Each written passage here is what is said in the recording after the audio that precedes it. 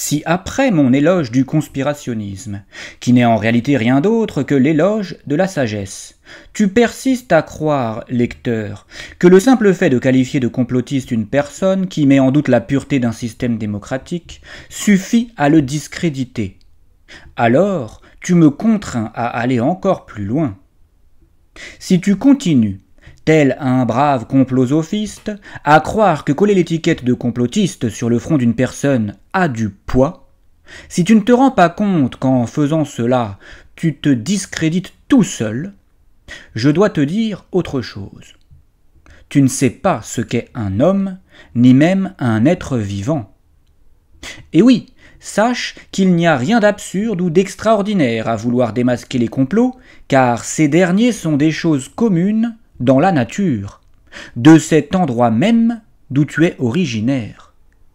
En effet, à l'instar de tout être vivant, tu es une machine à survie, lecteur. Et sais-tu ce que font les machines à survie dans l'économie de la nature ? Elles complotent si cela leur permet d'augmenter leurs chances de survie. Elles complotent entre elles et contre la mort. Comme ces oiseaux qui nettoient les dents des crocodiles sans que ces derniers ne les mangent. Ces deux créatures s'arrangent entre elles pour battre la mort. Dans la nature, tous les êtres vivants jouent aux cartes en ayant un ennemi commun, la mort.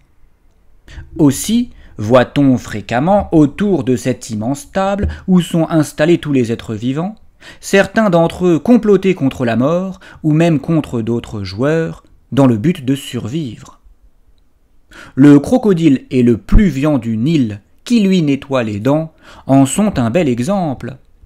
Chacune de ces deux espèces échange sous la table des cartes de cette grande partie de poker qu'est la vie afin de vaincre et repousser la mort. Les oiseaux et les crocodiles ont triché contre la nature. Cette dernière avait établi des lois. Les crocodiles mangent les oiseaux et ces derniers fuient les crocodiles. Et ces êtres vivants se sont mis instinctivement d'accord pour comploter contre la mort, qui est une chose naturelle. Toutefois, ce complot est réalisé sans conscience. Ces deux espèces animales le font instinctivement, ce qui n'en fait pas un complot véritable.